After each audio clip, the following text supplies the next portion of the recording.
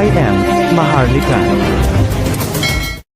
Magandang araw mga kamaharlakan, naway nasa mabuti kayong kalagayan at maayos na pangangatawan. Warahmatullahi wabarakatuh. Magandang umaga po sa inyo. This is Queen Helen Abdurrahman Elizabeth III. Basta. Welcome! Welcome! Ilagay natin lahat ang regalo mula sa ating Lolo Aksadan. Okay. Yan.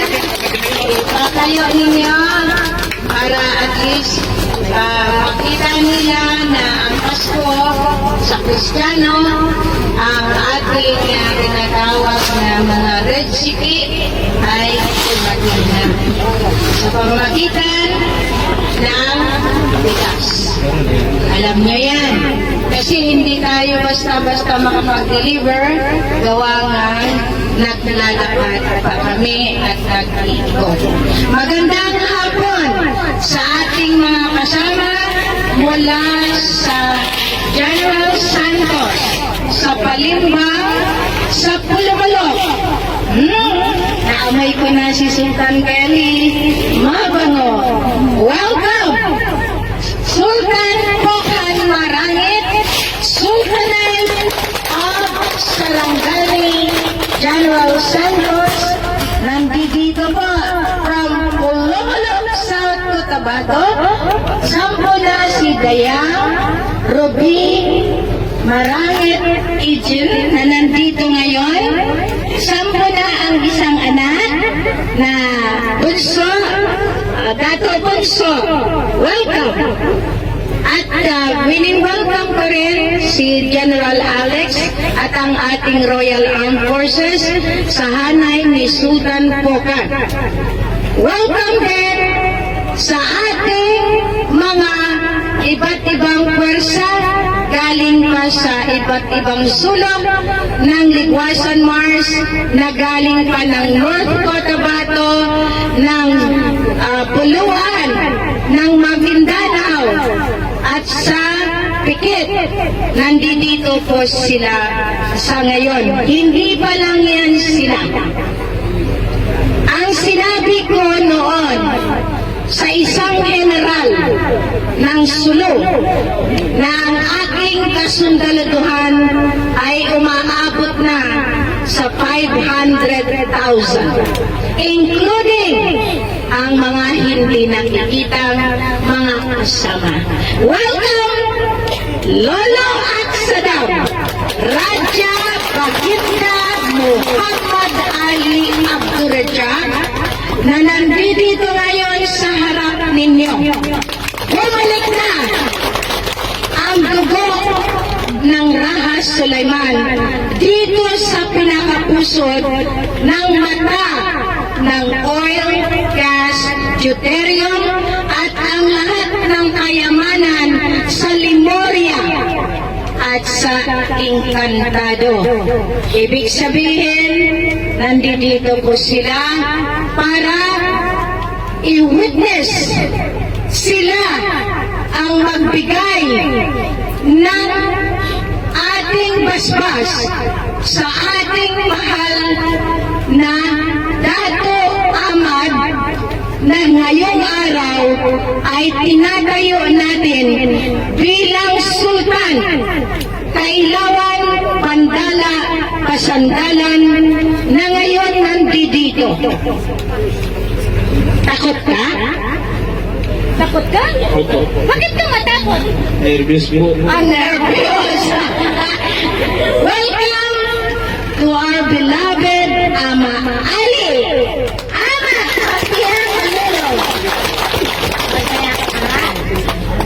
Nandito na ba rin mo? Langan. Oh. Hindi ka na magpaiwan? Magpaiwan ka pa? Sana? Dito? Dito naman tayo. Alam ninyo, araw-gabi umiiyak si Ama Ali kung kailan ko ko siya kukunin.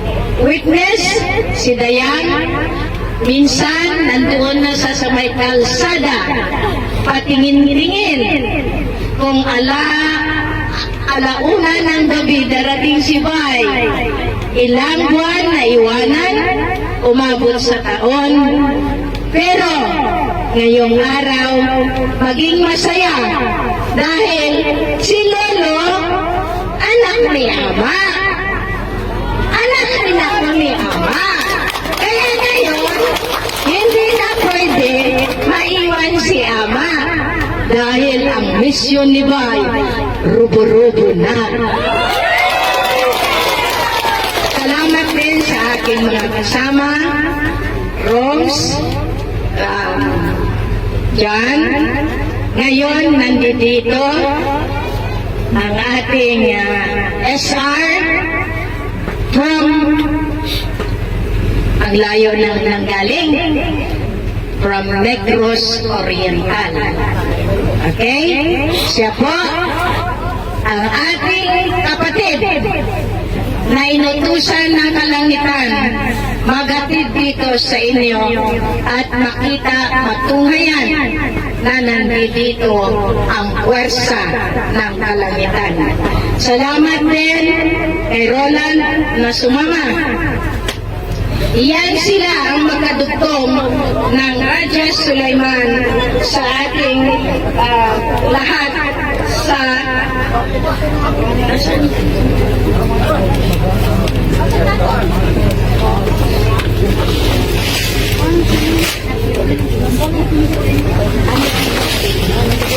Sensa, nawala. Akala ko nawala.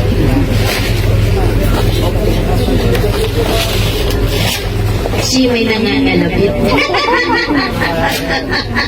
Okay, sarap ng tawa mo, no? Okay. Lolo, ayan ang bigas na inihanda. Kung meron lang sanang malaki, mas malaki ang maano natin. Pero for now, kasi naglalakad pa ang ating mga lolo. Okay? So ngayon, Sultan Pokan. Hello! Nagulat din ako, Welcome sa lahat ng mga delegado at different areas. At wini-welcome po ang National Liberation Front of Southern Philippines na troops natin sa pangunguna ni General Ramirez. Saan po kayo? Hello, welcome. At sa mga ibang pwersa natin, Dr. John Bagares. Maasahan ko ba kayo na lahat ng laban ni Queen ay talagang nasa pugpugan na.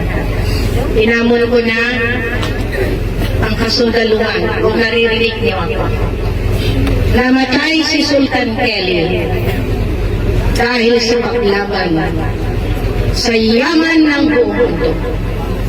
Ngayon naaamoy ko siya dahil nung inilibing siya, ang sinabi ko kay Dato Amat, pag naamoy na ninyo, ganun din ang instruction ko kay Dayang Yupi. Pag naamoy ninyo ang pinakamabango at mahalimuya, itanim niyo na siya. Pero alam namin at mapapatunayan namin na pinangga mahal ng mga lolo si Sultan. Kaya ang katawang lupa, wala na yan. Napatunayan niyan ni Dato Amat dahil ang aking instruction, kabilin-bilinan ko, lagyan siya ng tubo. Tahoy niyo siya? Lagyan mo ng tubo. Ni minsan hindi naging maamoy ang libingan ni Sultan Kelly.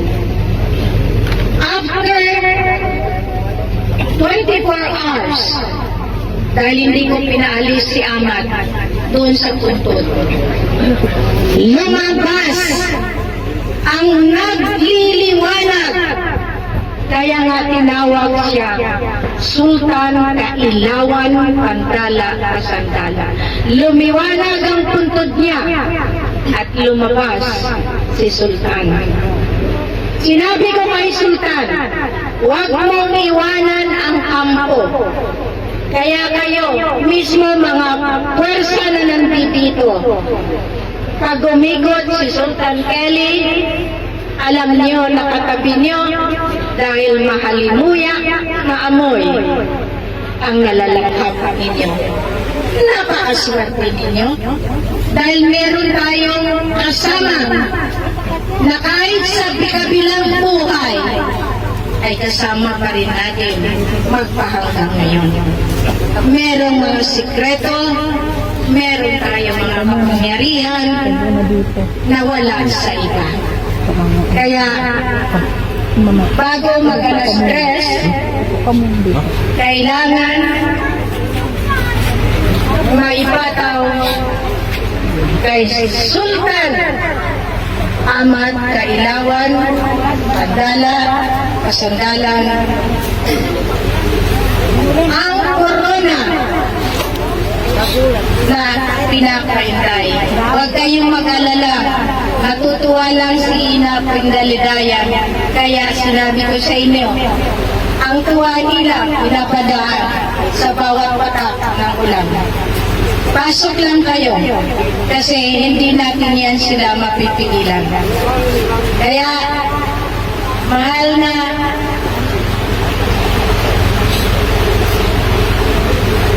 lolo, bago tayo kumain muna tayo bago natin gawin na ngayon.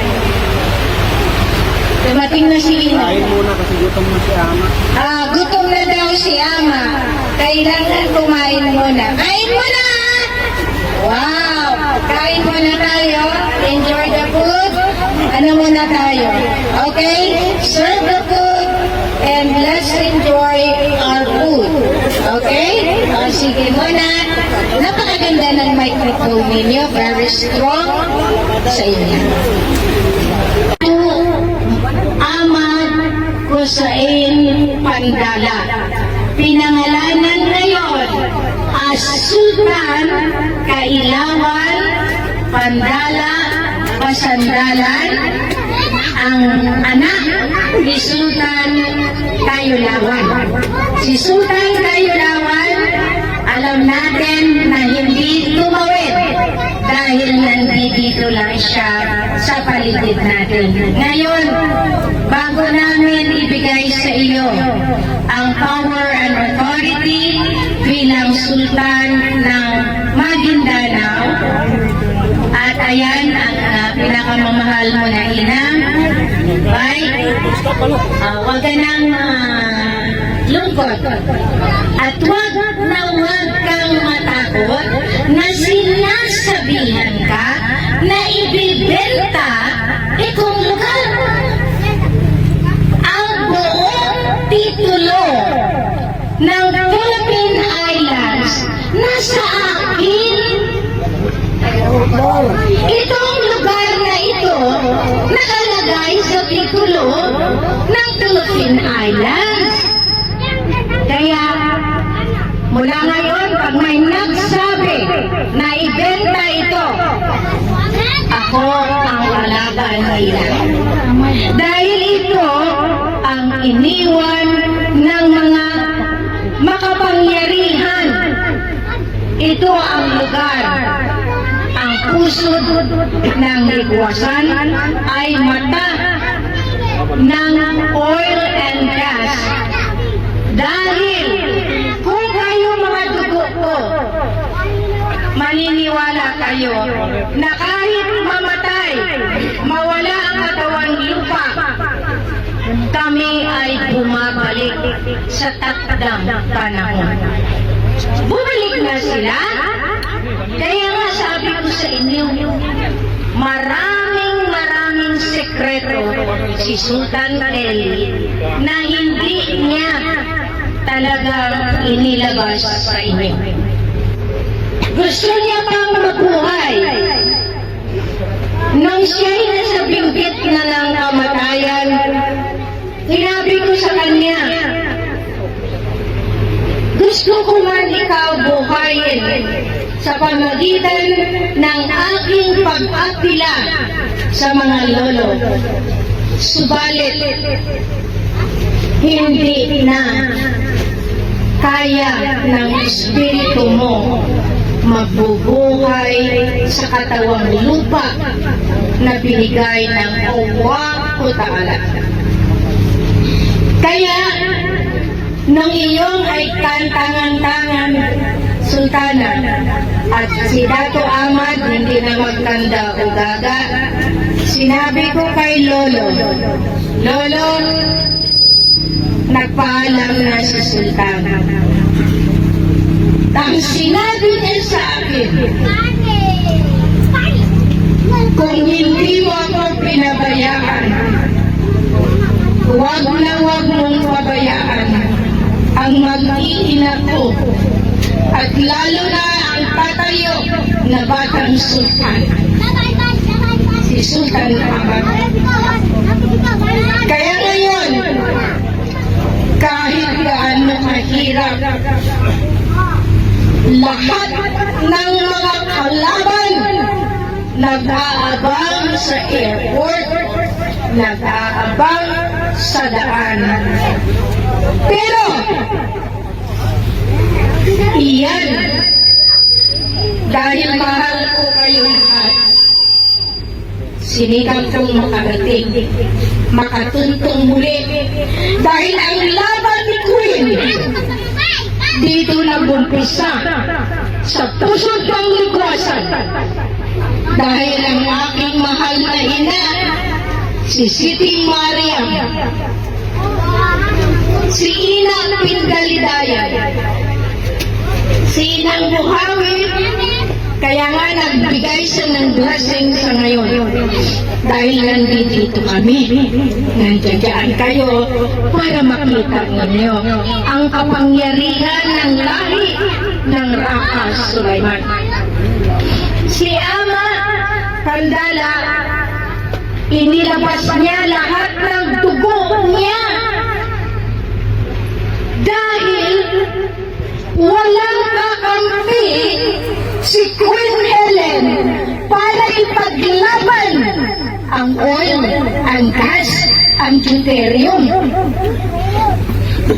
Isinuba niya lahat-lahat bilang pagtubos sa kanyang lahi. Nag-away sila ni Ama Ali dahil ang gusto ni Ama, dadalhin ako sa langit para lang matuloy ang ating pinaglalaban sa pagbawi sa poder ng tibuok Maguindanao at tibuok Maharlika at tibuok Islas Pilipinas at ng North Borneo, Southeast Asia.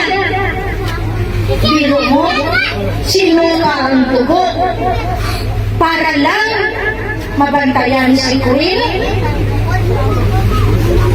Hindi siya basta-basta umalis. Dahil alam ko na babalik sa takdang panahon at bumalik at ako lang ang nakakaalam at ang mga lolo kung saan si Ama Kandala. Si Sultan Peli, malaking good news yan sa akin. Pero hindi pa panahon na malaman ng lahat na ang pinakamamahal na kapatid ko ay hindi kailanman nagkulang para palalakanan kayo lahat na ang laban na ito ay laban ng sangkatauhan. Maalala ko na tuwing pumupunta ako dito, mismo ang motor ayaw masira. Si Sultan Kelly pinapasan pa ang motor para lang may masakyan si Ate Queen Helen. Ganon ako palangga ni Sultan Kelly. Kaya nga, minsan, pag nag-uusap kami, umuwi sa akin sa Malaysia. Pag kailangan mo siya, Kelly, puntahan mo yun, ikaw bahala. Pag sinabi ko. Dahil siya, isa sa pinakamagtabang na sundalo ng kalangitan sa ngayon. Kaya yan mo makita na minahal ng mga lolo si Sultan Kayulawan, Pandala, Pasangan. So ngayon, hindi ko mapigilan ang aking luha at sikon.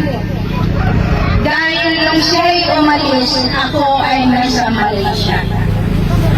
At doon yung rubo-rubo na sinasabi ko sa inyo kung saan pinapatay ako.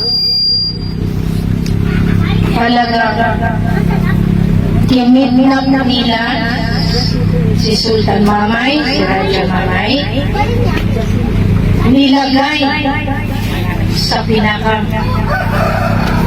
masakit na sitwasyon. Ngayon, hamon sa lahat ng mga nagsasabing na patay ako. Kahit nga dinuplicate ako, dahil nga marami silang gusto maging Queen Helen. Kaya, tama lang na si Sultan Kelly ang aking mabigat na warrior. Alam niya, higit sa lahat, nandito si Lolo Amsterdam na siyang nag-handle. Taga dito man yan, dito man yan nakatira, dito man yan namamalagi. Kaya ang pag-apak muli ng isang Rama Sulaiman dito ay isang magandang adhikain ng kalangitan na itama muli ang mga pagkakamali ng ating mga ninuno sa pagbenta ng ating kalupaan sa mga politiko. Kaya ngayon, sabi ko nga sa inyo, kahit anong mangyari, Dato Aman, andito ako. Itong lugar na ito, magiging isang napakagandang lugar para sa buong mundo. May pera tayo, yun ang hindi nila alam. Kung hindi ko bit-bit ngayon, mangyayari at mangyayari ang pag-agas ng grasya ng Allah dito sa lugar. Naayos na iyan. Kung noon, hinaharangan ako nila, ngayon, ako ang tagaharang sa kanila. Kung ngayon, ako ay nandito sa inyong harapan, huwag kayong maniwala sa mga reyna-reyna. Dahil dumating na ang panahon na mapapahiya sila sa buong mundo. Yan ngayon bilang isang kadugo ng Raja Sulaiman. Itinatayo ko ang kaharian ng Sultanate of Maguindanao. Kung sinong kukuha ng sultanato ng Maguindanao, murka ng Allah ang ipapataw ko sa inyo dahil hindi na ako pumapayag sa pagpapatay ninyo sa lahi ng lolo. Si Abu Puto hindi na pumapayag na lapas-tanganin ang ligwasan Mars. Napakasagradong lugar na binagbaboy ng mga politikong walang puso.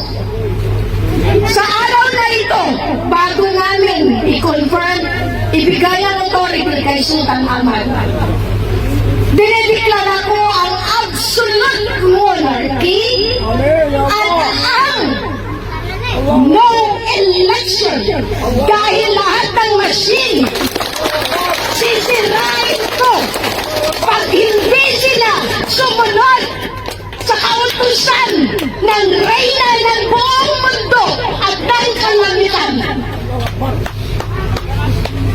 Nagagalit ako.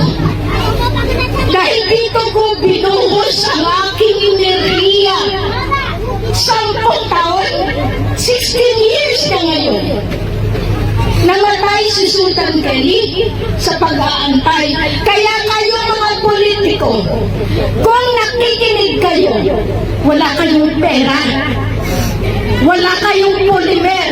Ang sumpa na binigay ko, dugo at pawis ko, ang dorito na kinakain ng pamilya ninyo, dadanasin mula sa inyo at sa 7 henerasyon. Kung hindi kayo bumaba sa Malacanang, nandito na ako sa pusod ng laban ng buong mundo. Ninaliat ninyo si Queen. Dokumentado, silyado, at ilan lahat aprobado. Kaya nga, nagpakasakit ako sa inyo. Kaya nga, kailangan lamang magbuklod-buklod tayo lahat. Dahil ang usapan dito, iisa ang laban. Lahat ng tao ng MILF na iniwan ni Kagi Haji Abdullah Adan, magsumpaan kami. Pumunta kayo ngayon dito sa akin para malaman niyo ang katotohanan. Lahat ito, kayong mga taga-bar, pasensyahan. Magpalikis na lang kayo sa pison dahil ang pera na ninakaw ninyo, babawiin at babawiin ko, pati ang inyong ninakaw.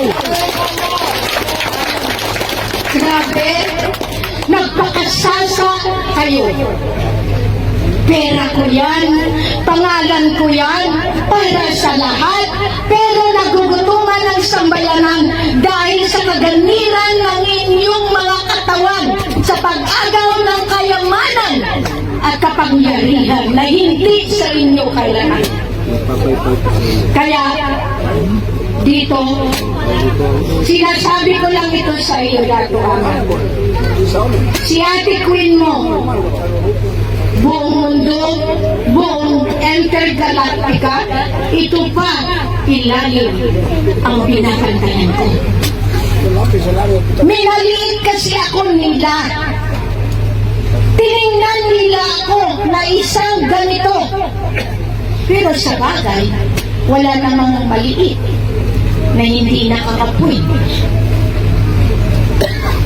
Ako na ngayon ang binigyan ng Allah ng pagkakataon. Maayos lahat. Tanong ninyo, paano kung magka-eleksyon sila? Ang nagbigay ng hudyat mag-eleksyon, yan ang putulan ko ng ulo! Dahil hindi kayo nakinig sa akin 2009 pa! Nagpakababa ako.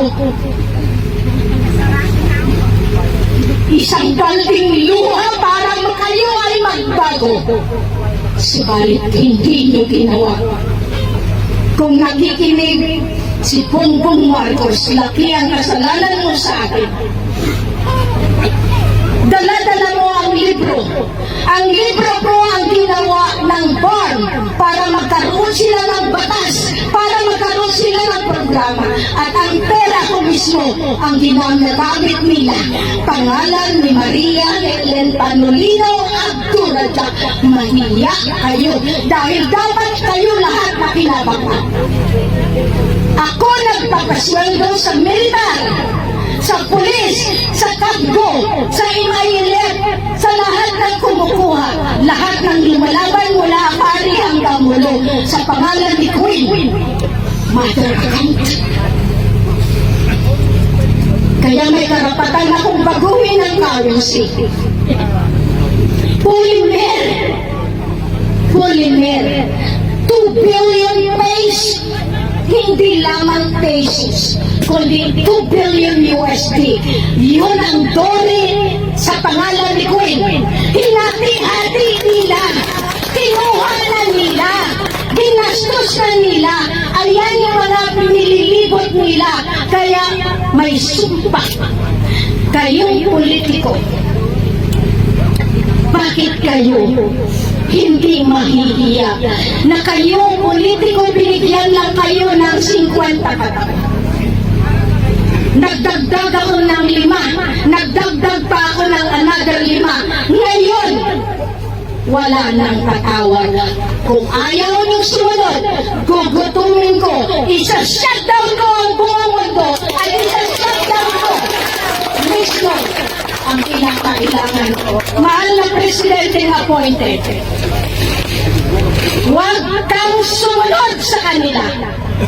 Nandito ako, lumalaban ako dito, ang power and authority ko na galing mismo sa muhon ng Allah ng Diyos Ama. Hindi niyo alam, mabait ako. Pero ako'y isang tigre kapag ang aking mga anak ay sinasaktan. Dito ko lang nilalabas ang aking hinalain.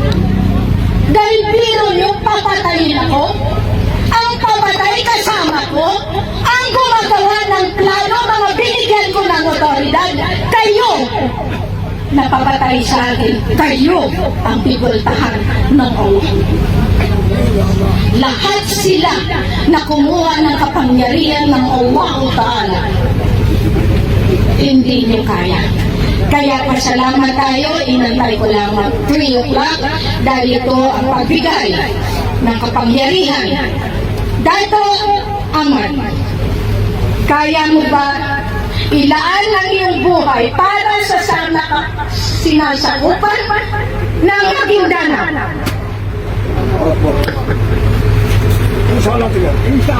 Inshallah. Opo. Salamat. Sultana, kung ikaw naging kaagapay ni Sultan Kelly, alalahanin mo, hindi ako nakikialam, pero pinakikialaman ko ang programa ng kalangitan dahil hindi pa panahon na mag-asawa si Sultan Ahmad. Kung mag-aasawa man yan, hihilingin ko sa Allah na ang magiging asawa mo ay katulad ng pag-iisip ng nanay mo na may malasakit sa mga anak at sa sinasakupan. Willing ka pa ba arugahin at bigyan ng suporta si Sultan?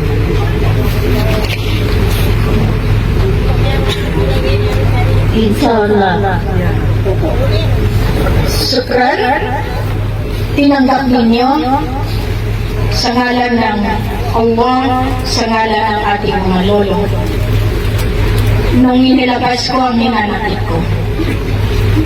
Pero since nabawi ko ang ating na pinagkukuha nila, yan, mabibigyan kayo ng para sa inyo. Sinisigurado ko yan dahil kami meron, sila wala. So ngayon, ibalik ko ang pananalita at pagpataw muna ng kapangyarihan sa ngalan ng Allah. Lolo,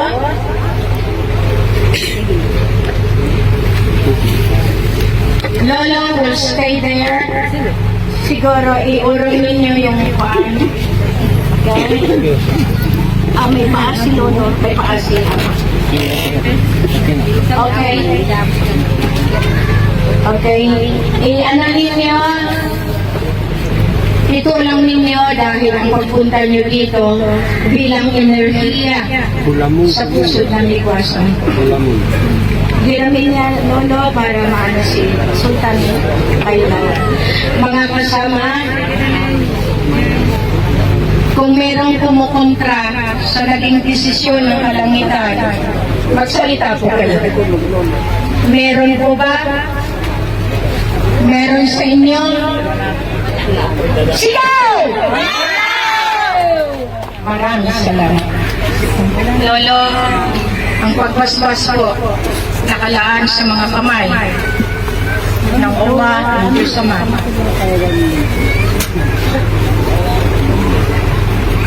Tira para kuha. Alam pa.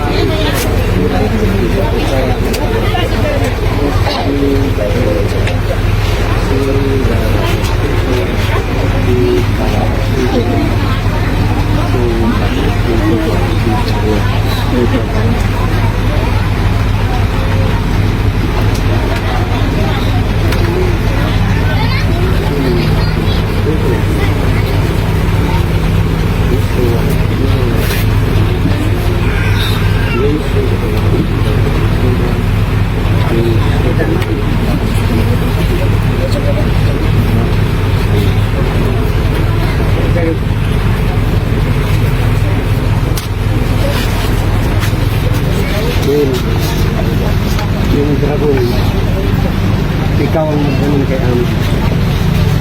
Yung dragon.